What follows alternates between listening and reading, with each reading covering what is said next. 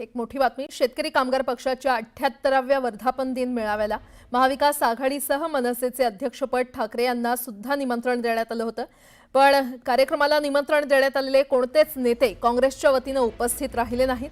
सूत्रांनी दिलेल्या माहितीनुसार या कार्यक्रमात मनसे अध्यक्ष राज ठाकरे हे उपस्थित राहून प्रमुख भाषण करणार आहेत हे लक्षात आल्यामुळे काँग्रेसनं दांडी मारली. काँग्रेसला मनसेनं महाविकास आघाडीमध्ये येणं अडचणीचं वाटतंय आणि कदाचित त्यामुळे त्यांनी जुन्या मित्रपक्षाला शुभेच्छा देण्यासाठी उपस्थित राहणं सुद्धा टाळलं. पण त्यामुळे शिवसेना, उबाठा, शेकाप, राष्ट्रवादी यांच्यासमोर मात्र मोठा प्रश्न निर्माण झालाय. मनसेला सोबत घेतलं तर काँग्रेसला सोडावं लागेल की काय अशी परिस्थिती म्हणावी लागेल.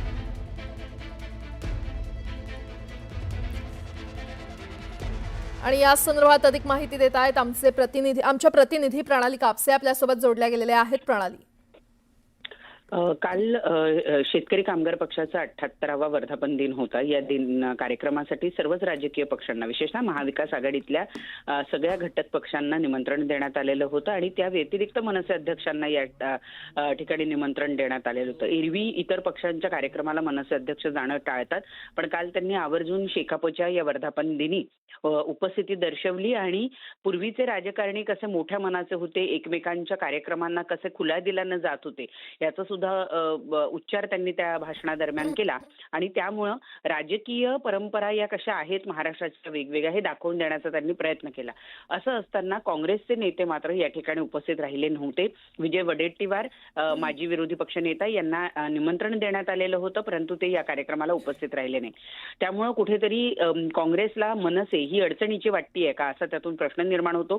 कारण ज्या पद्धतीनं या मंचावरून मनसे अध्यक्षांचं स्वागत करण्यात आलं, त्यांना सोबत घेण्याच्या किंवा सोबत येण्याच्या संदर्भामध्ये एकमेकांना सांगितलं गेलं किंवा बोललं गेलं, निमंत्रण दिलं गेलं एक प्रकारचं, त्यामध्ये काँग्रेस उपस्थित नसल्यानं एक मोठी अडचण निर्माण झालेली आहे. काँग्रेसला मनसे नको आहे का? कारण ज्या दिवशी मराठी मेळावा झाला होता, मराठी जल्लोष मेळावा झाला होता, त्या दिवशी काँग्रेस उपस्थित नव्हती. त्याही दिवशी राष्ट्रवादीच्या वतीनं स्वतः सुप्रिया सुळे, राष्ट्रवादी शरदचंद्र पवार पक्षाच्या वतीनं उपस्थित होत्या. कालही आपण बघितलं की राष्ट्रवादी शरदचंद्र पवार पक्षाच्या वतीनं प्रदेशाध्यक्ष शशिकांत शिंदे उपस्थित होते. असं असताना केवळ काँग्रेसच्या वतीनं कोणीही उपस्थित राहत नाही. त्यामुळं मनसेला सोबत घेऊन काँग्रेसला सगळ्यात मोठी अडचण असल्याचं दिसून येत आहे. त्यामुळे भविष्यात महाविकास आघाडीमध्ये मनसे जाते की महाविकास आघाडीतून काँग्रेस बाहेर पडते असा एक नवीन पेच हा महाविकास आघाडी आणि मित्रपक्षांसमोर उभा राहिलेला आहे. त्याचं उत्तर आता येत्या निवडणुकांच्या दरम्यानच आपल्याला मिळू शकेल. परंतु काँग्रेसची अनुपस्थिती बरंच काही बोलून गेली. खरंय. प्रणाली, धन्यवाद या सविस्तर माहितीसाठी. महायुती सरकारमधल्या राज्यमंत्री मेघना बोर्डीकर या पुन्हा वादात सापडलेल्या आहेत. बोर्डीकरांनी भर कार्यक्रमात एका ग्रामसेवकाला कानाखाली मारण्याची धमकी दिली आहे. त्याचबरोबर त्याला सेवेतून बडतर्फ करण्याचा इशारा देखील दिलेला आहे.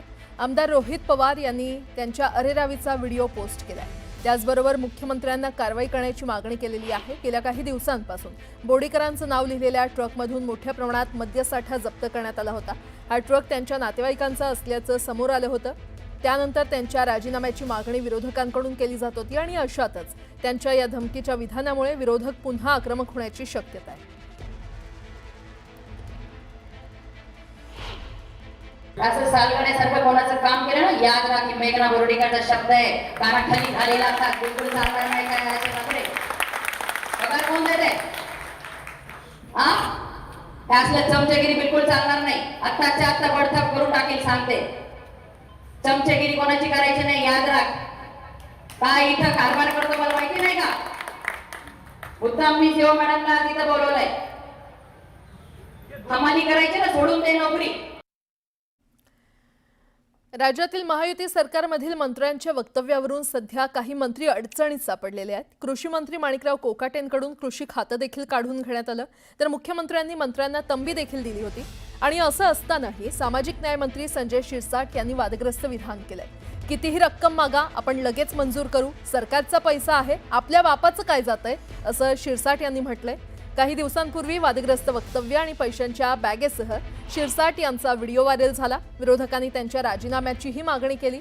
आता या वक्तव्याने राजकारण तापण्याची शक्यता आहे.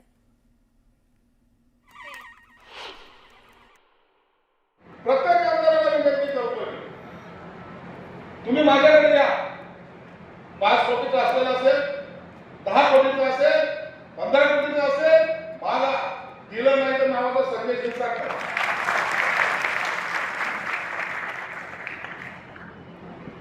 आपल्या बाबाचं चाललंय का? सरकारचा पैसा वापरायचा तसं एवढी अक्कल आपण ठेवायची, बाकी काय करायचं.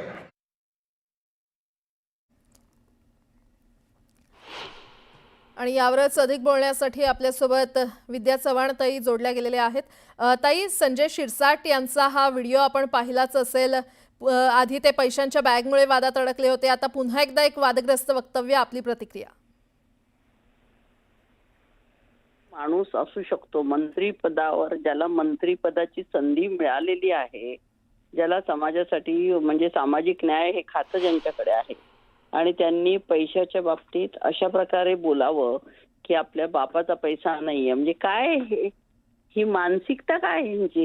हे अतिशय दुर्दैवी विधान आहे की एका मागोमाग एक म्हणजे एकनाथ शिंदे साहेबांनी याची दखल घेतली पाहिजे अशी माझी अपेक्षा आहे. कारण भयानक आहे, म्हणजे त्यांना मंत्रिपदामध्ये काहीही इंटरेस्ट नाहीये, त्यांना पुढे लोकांसाठी काही करायचं आहे, आणि अशा माणसाच्या हातात सामाजिक न्याय असं खातं देणं हे अत्यंत चुकीचं आहे. मला भयंकर याचं इतकं वाईट वाटतंय की पैसा आपला नसेल आणि जर का सरकारचा असेल तर आपल्या बापाचं काय जातंय, अशा प्रकारे विधान करणं हे म्हणजे मंत्रिपदावर बसणाऱ्या माणसाला काय कोणाला शोभत नाही. सरकारी पैसा हा लोकांचा पैसा असतो आणि तो इतका महत्वाचा असतो की त्यातला एक एक पैसा त्याचा हिशेब ठेवणं, आणि आता जे भ्रष्टाचाराचे प्रकरण एक एक बाहेर आलेले आहेत आणि त्याच्यातनं आपल्याला लक्षात येतं की सरकारी खर्चाची उधळपट्टी इतक्या मोठ्या प्रमाणावरती चालू आहे, लुटालूट चालू आहे सगळीकडे. आपण बघितलं असेल की रस्ते कसे झालेले आहेत, लोक रस्त्याच्या खड्ड्यांमध्ये पडून मरतायत. एक एक सामाजिक न्याय ज्यांच्या हातामध्ये आहे ते समाजाला काय न्याय देणार? इतकी बेफिकीर होती की हा पैसा आपल्या बापाचा नाहीये, म्हणजे सरकारचा आहे. म्हणजे सरकारबद्दल काही आस्था नसलेले लोक मंत्रिपदावर बसलेले आहेत, आणि म्हणून सरकारची ही अवस्था इतकी वाईट झालेली आहे की त्याच्याबद्दल न बोललेलं बरं असं म्हणेल. यांनी दखल घेतली पाहिजे या लोकांनी.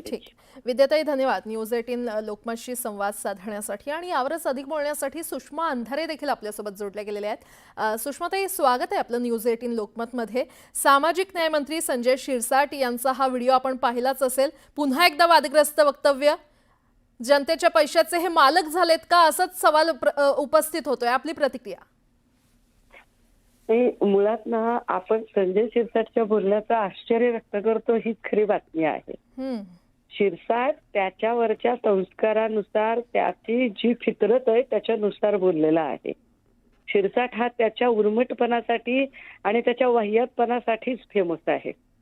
मुळात संजय शिरसाट असेल किंवा हे अजून काही लोक आहेत ज्यांना आपल्या मंत्रिपदाचा ऑरा कॅरी करता येत नाही. आपण कसे वागतो, आपण कसे बोलतो याकडे लक्ष देता येत नाही. आणि तसंही त्याचं अभिनंदनही केलं पाहिजे आपण, की जे काही सांगत आहे की हा काही सरकारचा पैसा आहे का, बापाचा पैसा आहे का, सरकारचा पैसा आहे. म्हणजे यांचा बापाचा माल नव्हताच, सरकारचा माल होता यांनी लुटवलेला. गुवाहाटीला गेले किंवा घरात करोडोच्या कॅशच्या बॅगा घेऊन बसले, ही बाप कमाई थोडीच आहे. बाप कमाई असती तर खर्च करताना थोडासा तरी जीवाला त्रास झाला असता ना. लोकांच्या करांमधून भरलेला पैसा आहे, लोकांचा पैसा आहे, उधळा काय उधळायचा येतो. परंतु अशा वेळेला हेडमास्टर म्हणून मुख्यमंत्र्यांनी लक्ष घालणं गरजेचं आहे. मुख्यमंत्री नुसतीच समज दिली म्हणतायत, आणि त्याचा परिणाम वारंवार या वाह्यात लोकांची हिंमत अधिक वाढत जाते. संजय शिरसाट सारख्या माणसाचा राजीनामा होणं जास्त गरजेचं आहे. सुषमाताई, खरं तर मुख्यमंत्र्यांकडून, उपमुख्यमंत्र्यांकडून या सगळ्या मंत्र्यांना वारंवार तंबी दिली जाते आहे, मात्र तरी देखील अशा प्रकारची ही वक्तव्य पुन्हा पुन्हा समोर येत आहेत. बघा, मुख्यमंत्र्यांनी समज दिली, पण उपमुख्यमंत्री शिंदेंनी सांगितलं की घाबरू नका, मी तुमच्या पाठीशी आहे. अशा उर्मट आणि वाह्यात लोकांच्या पाठीशी आहे असं जर हेडमास्टरांपैकी एक जण सांगत असेल तर विद्यार्थ्यांना वळण लागण्याची सुतराम शक्यता नाही. परंतु जे चीफ हेडमास्टर आहेत त्यांना तरी मुळात या सगळ्यांची चाड आहे का, की आपण महाराष्ट्र कोणत्या दिशेला नेत आहोत? काय म्हणजे बाकी कुणी मंत्री आमदार नाहीच आहेत का मंत्री होण्याच्या लायकीचे? की संजय शिरसाट सारखा एक अत्यंत जो स्वतःच्या खात्याचा निधी वाचवू शकत नाही, स्वतःच्या खात्याचा पैसा कुठे चालला ज्याला कळत नाही, अशा माणसाला मंत्री ठेवण्यामध्ये यांना काय, यांची अपरिहार्यता काय आहे? खरंय. सुषमाताई, धन्यवाद या सविस्तर प्रतिक्रियेसाठी.